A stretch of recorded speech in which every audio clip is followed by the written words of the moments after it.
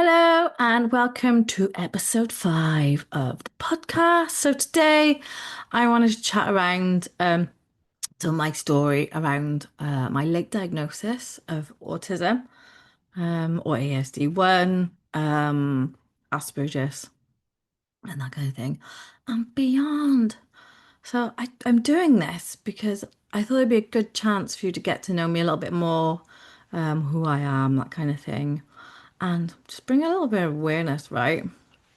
Because I didn't know I was autistic until uh, the diagnosis in 2022.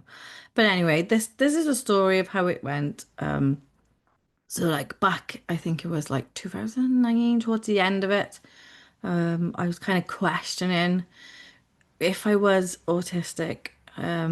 Things that people would say, like my friends would be like, "Are you autistic or what? You're so weird with time."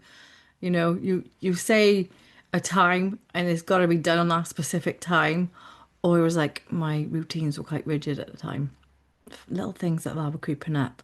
And I was having coaching at the time, and he noticed the same kind of things, habits I had around being specific with time, like I said, a monotone voice, and having to write down things that were in my head that I couldn't get out and explain, but if I wrote it down, it would be easier to get out and explain to people. So it's like things like that.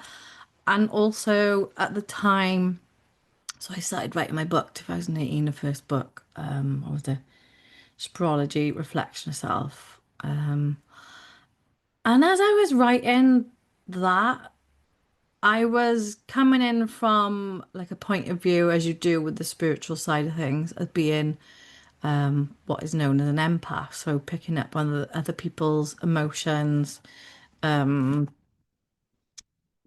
in people like narcissists and things like that, and not understanding why at the time. And then learning and recovering and like learning how to look after myself better with boundaries, putting up energetic protection.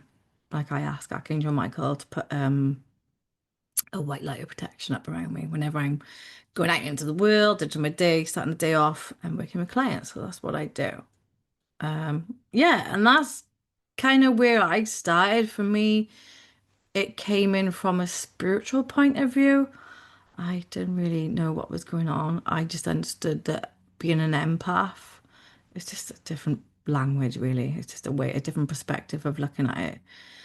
And so, like, I thought, right, oh no, there was something else as well. There's the fact that I went for a trance session, I think it was, and the guide came in and was on about autism and stuff like that. I can't remember the exact words, but yeah, all this kicked in, and I was like, okay, there's something there. I've been wondering this for a few years now, but people have been like, no, you're not autistic. You talk and things and you go out and stuff like that.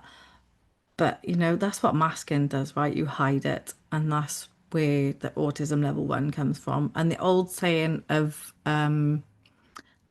highly functioning autism, because you are autistic, but you're masking, highly masking, and you don't realize it until you're diagnosed. But yeah, so the starting point for me from there was I filled in, I think it was like a Q10 form or something like that, and I submitted it to my doctors at the time, and that's where you can still do it, right, around the NHS route. So I did that, and then I can't remember the exact date around when I put that in. I know I had a letter, I think it's around 2021, to say, we've got your form, blah, blah, blah, and we'll get in touch with you. So then it wasn't until, what was it? Um, February 2022, I was having my assessment done. And at the time, like all the COVID regulations and stuff like that, I had a lot of it done online, like via Zoom calls and stuff like that. And it was quite a I can't say rigorous, is that a word? Process that you had to go through. You filled the forms in beforehand. questions like, oh, I don't know, what were you like as a child, early age, what kind of things did you do that you, I can't remember the exact thing, but it goes back to your childhood anyway, first of all, because basically autism is something you're born with. It's generally connected with your DNA, so high chance of it being passed down through the family and generations. So there's that. That's where it's linked to at the moment in present research and things like that. So it goes back to childhood because you grow up with it. It doesn't go. It's how your brain works. It's a neurodevelopmental um condition. I think that's the right word. I don't know how you want to word it. I don't use those words, but yeah. And that's what happened. So I had the assessment, and at the time I knew I needed some support going through this, like the assessment thing, because some people had said, it's not the easiest thing for some people. And the lady I was working with, I can't remember her name, and she was like, so yeah, it might seem like exhilarating when you come out of it and you're like, yay, this is the reason why, I do certain things. I'm not stupid. I'm actually autistic and this is what my brain does. And it's kind of like a relief at first. Well, it was for me. This is just my experience. Like other people might not experience it this way. And she said, you might experience a bit of grief. And I was like, okay. And so I can't remember. I think it was like May, something like that. I had the letter through to say, yep, you are autistic. We've got some of the traits, the monotone voice, not being able to do storytelling. So they give me like these items and they were like, right, if you have this car, what can you do with it? And I was like, well, what else do you do with it? It's a car, you go, drive and stuff. So my imagination wasn't there for that kind of thing. And there was storytelling as well with something. And I was just taking it literal and telling it literal. There was no anything else, substance behind it. But that was part of it anyway. And then for me, I believed going into it before this that I would wanted to learn more about myself and how to work with my brain. But like for the next 6 months, it didn't feel like that. It felt as if like my whole identity, I didn't know who I was at the time after being diagnosed. I was like, well, if I'm autistic, then I've gone through life and school, which at the time I absolutely hated school when I was younger, and I skipped it a lot. And it just put the pieces of the puzzle together, and I realized why I wasn't learning in the way that the system works and things like that. And I was going back through oh, I don't know, the whole of my life really, just kind of observing and analyzing things like, oh my God, this is why this happened, and that's why that happened. And I reached out to some people as well, and I was like, oh my God, I'm sorry for my behavior, and this is why, and da da da da da. Um, yeah, and a lot of grief came up because it was like a feeling of, well, have I missed out on getting support where I could have through school? Because at the time my parents didn't know what autism was. It wasn't as well known back then as it is now. So it's quite lucky really now to get more support around it. But yeah, that's what happened. And then I remember I think it was the year later after the diagnosis, so sort of early year because of COVID and stuff, they were all doing the catch up with the lists and things. And they did like a pre-course, a pre-diagnosis course, like how to handle what you're going through, how to let other people know if you want to, because you don't have to disclose whether you're autistic or not to your friends, to people family, where you work, and that kind of thing. But on the other hand, it can be quite handy if you're looking for some extra support. But it takes time because the acceptance part, I think, is what takes the longest part, or did for me. and it was always an ongoing thing. So there was that, but it led to like a lot of research. If you're autistic or ADHD, um, you'll get what I mean by research because you just love learning new things and researching and finding out why does it do this? How is it working? Like what's going on? All the ins and outs. So there was a hell of a lot of self-discovery and self-development like along that route. And yeah. Oh, sorry, that's my table. I've got some notes here. But yeah, and then like what was it? No, I did another course as well. It was around like habit stacking, um, learning about the things that you love to do because if you know anything about like an autistic brain, you need things after the things that you don't like doing to pick you up, to bring your energy levels back up, because we have a interest-based nervous system, which is kind of cool. But yeah, in the beginning it feels like a challenge, but then when you start to learn about yourself more, it gets easier. But yeah, when was it? It was around late 2023. I think it's around a December. And the coach that I had then, and I still work with him now because he's awesome, suggested like filling out a form to get some help from access to work. Access to work. So I filled in the form online on the government website. And I think it was like, I don't know, when was it? It was I don't know, late, no, early 2000. I can't remember the date. 2000.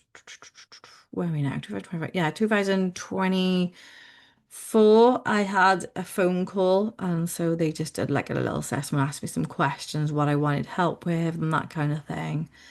And I had a letter back then saying, I can't remember if he told me online on the phone call or not, but he said that, you will award you with £2,500 for funding so you can book in 12 sessions with a coach of your choice. And you could either do this through paying yourself and getting it reimbursed if you're like self-employed and that kind of stuff. Or you could do it the way I went, and it was I asked my employer if they would fund it and that they would get it back through the government funding. And that's what I did. And then I went on to what was it, my coach, going back to my coach at the time, and he said, "Oh my God, you've had your funding already." And I was like, "Yeah, I know. How that was quite quick, considering." Um, and he said, "Yeah, I know someone that can actually help you and who does like work assessments and lots of other things and works with neurodiverse clients." And oh no, hang on, what was it? And he was like, "Yeah, um, Jen Griffiths." And I was like, "Okay." And he was like, "Yeah, she specializes in neurodiversities and she's a coach and consultant." And I was like, "Okay." So I didn't know what was coming after this. So I thought, right, well, I'll get in touch with her. So I found her on Facebook. And if you know me and follow me and what I do with the manifesting and universal numbers, you'll know that I work with the universal numbers as guidance with my guides, right? So as I go onto her Facebook, and there was this post, something about car or something, and it had 222 in the description part, and I was like, okay. So for me, if I see 222 on around person or by the person, name or picture, it means have faith and trust in this person and to trust them, right? And I was like, right, okay, you've got my back, you always have done. I will follow this and go with her. So I messaged her, got in touch and explained, the situation, the funding and things like that. And she was really accommodating. She was like, if you need any help, let me know. I can do the thing with your work and like follow that up for you and things like that. And she was like, if you need any more help and anything else, So eventually the funding came through and Jen got the payment for it and stuff. And then I started to work with, I think it was around last September, it might have been earlier, I can't remember off the top of my head. But I worked with Jen like on and off from that time to like March this year. Yeah, this year. Oh my God, it's mad. It's gone so quick. And there was like one thing when I was doing work with it, or actually before that, we did like a little discovery call so we could just see if I fit well and gel with her. And in my head, I knew already because my guides have like guided me towards her anyway. So I was like, yeah, I know you're the person. But it was just nice to chat and things like that before we actually started. Um, yeah, and she just seemed really nice. And I was like, yeah. So we started working together, and she was like, I can't remember how what exactly we did the first session. And I was like, right, I really want to find out what the root cause of burning out is because like I didn't know what was going on. I kept burning out time after time, and I was just putting it down to like the trauma that I'd gone through, the narcissistic abuse and stuff like that. But it turns out it wasn't all that. We found out that it was to do with hyperfixation. Talk. Sorry. Hyperfixation. And I was like, what? You are kidding. What? I didn't even know what that was at the time. And she was like, yeah. So we had a little chart thing and we was going around and that came out the most, the highest out of everything that was on there. And I was like, what is even that? What is it? And she was like, it's basically when you're doing like things that you're passionate about and stuff like that. Because I was saying about how I was writing books and I would not switch off and I continue and I would get lost in my own little world doing my projects and books and things, forgetting to feed myself, forgetting to have water. I wasn't taking breaks in between. I was just so engrossed with what I was doing. So I just got to take a drink. And that's what it was.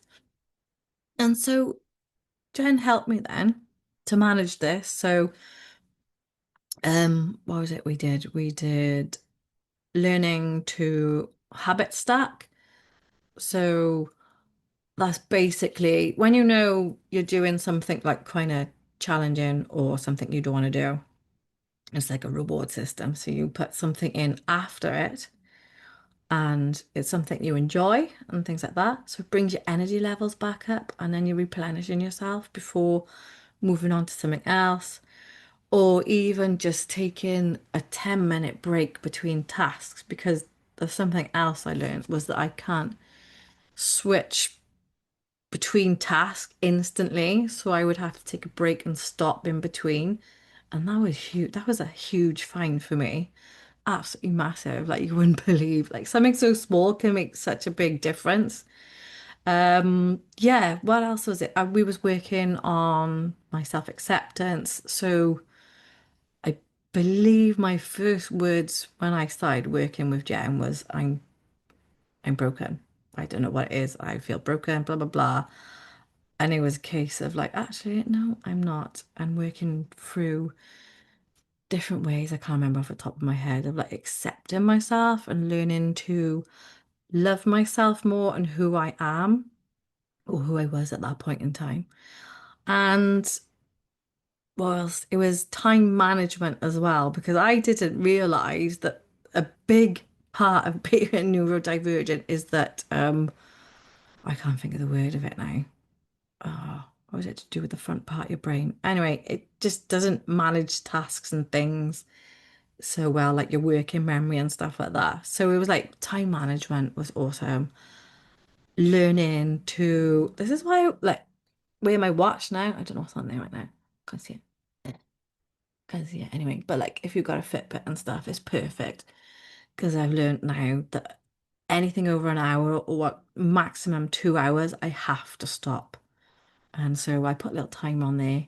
It also tells me this little Garmin watch. I'm not advertising it, but you know, it works. And it's got like the body battery number. So if I don't know within myself, because sometimes I can just push through and not realize. I'll look at that and it's a visual to say, hey, your body battery level's down and we need to stop. So it's good for that. But yeah, that's the biggest thing for me was putting timers in.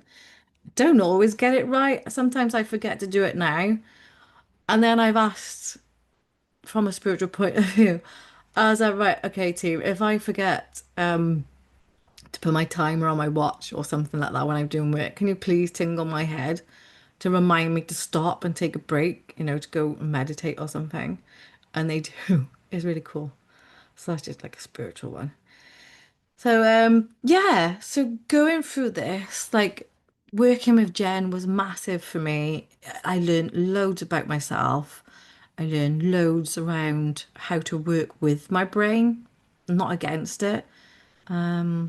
Especially like business planning because like the rigorous task of planning for business and doing the tasks day in, day out.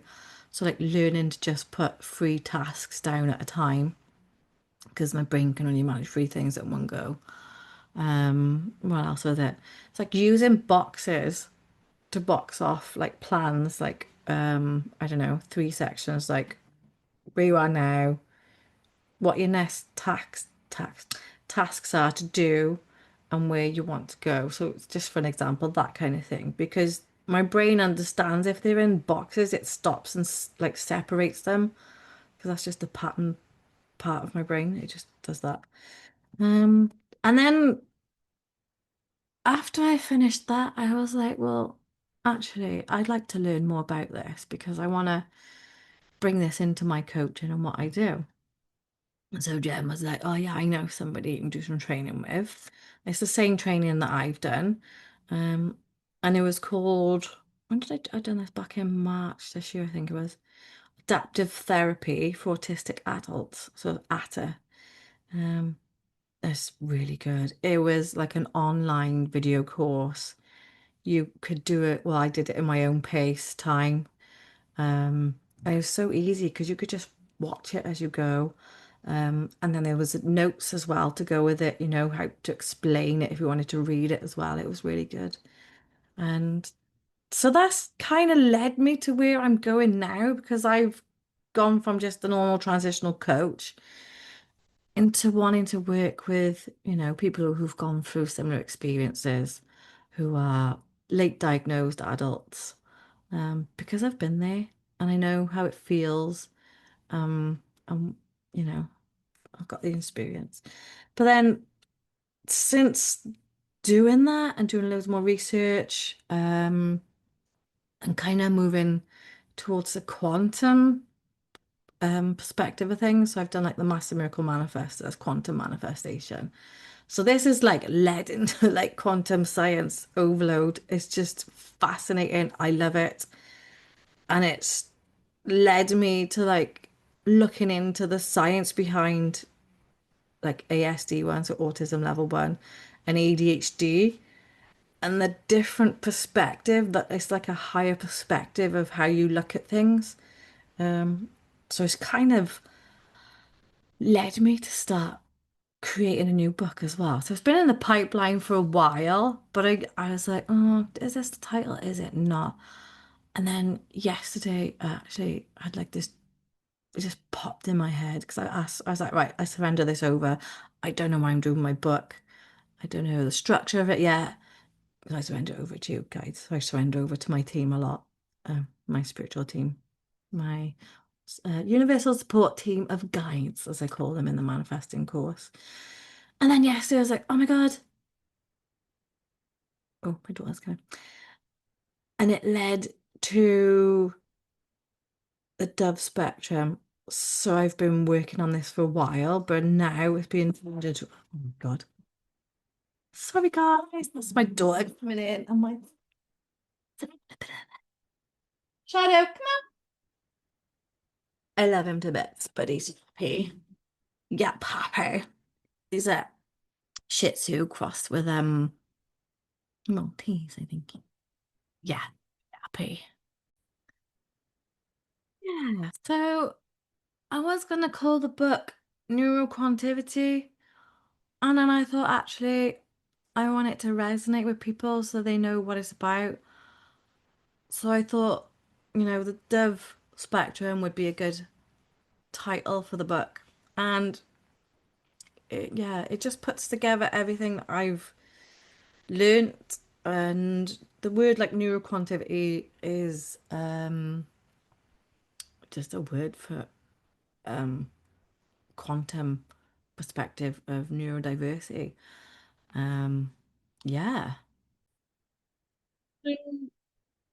Like for me, I guess this book is the start of like my mission and what I want to do um as a coach and author, I guess. I want to revolutionize the way we look at neurodiversities because the current way that we look at it is really good, don't get me wrong, and it helps you to look at things around yourself, um, who you are, and work with your brain and things like that. But I believe when you bring in the quantum perspective is gonna bring a huge shift in the way that we look at neurodiversities. So that's what I want to do. I want to revolutionize the way we look at neurodiversity. I know, right? It's not even a small thing. It's quite a big thing. But hey ho, that's my mission. That's what I want to do. Um, so like for me, learning the whole side of um autism level one and ADHD separately is good because like the way my brain works is that I separate things first. That's how we learn, right? We separate things first and then we piece it together in another way. And so like for me, this is what neuroquantivity is putting those pieces together and then bringing a whole new perspective. Um, and an easy way to understand it as well, not just like in gobbledygook language, like stuff that people can understand easily, because that's what I want to do. Just make the language a bit more easier as well, and a bit more positive. So this is like my new passion and interest, and yeah, I love it. I love how fascinating quantum physics, the quantum connections within the mind and body is just mind blowing. I love it. I love it. So like my understanding so far from what I've learned and what I know so far, training, experience, knowledge, research, is that ASD1 and ADHD are actually an evolutionary step towards learning how to be a quantum human being. And this might sound a bit far-fetched to some people, but we are coming into a quantum era. And that's not just the computers and tech, that's us as well, and how we work and how our brains work and things like that. From a spiritual point of view, and from what I've learned around that and quantum physics and things like that, I've learned that generally, I don't know everybody, but those that I know and come into contact and like experience and observing myself is that ASD1 and ADHD is generally connected to having a highly evolved higher self. So say like your higher self is connected to your soul in your body through quantum entanglement. So like particles that are connected like that. So you got your soul in your body like that, and then your higher self wherever they may be residing. So for mine, for instance, my higher self is a Blu-ray. She resides in the ninth dimension or conscious level, whatever you want to call it. I just say dimension because it's just my brain understands that easier. So yeah, that's what it is because like from what I know, like some celestial beings, like Blu-rays, communicate more through like telepathy, or you could call it quantum entanglement because that's the science behind it. and things like that. So they don't use words to communicate where they are. They use their thoughts, which transmute into other people, you know, consciousness. So that's how they communicate. So when we come here, we're literally learning how to be human in a human body. And then our higher self is up there, like navigating us. And then our soul is like the compass. Yeah. So that's what I've learned so far, and that's my take on like ASD1 and ADHD. Um, and then yeah, so I've taken things apart, pieced them back together. One of the good things about being neurodivergent is the fact that my brain actually gets little pieces of information from everywhere when I've gathered, and then it'll go, oh my God, and it'll link all of them together, like connecting all the dots. And then you just get these, like, ooh, light bulb moments. And you're like, ooh, literally, I know it.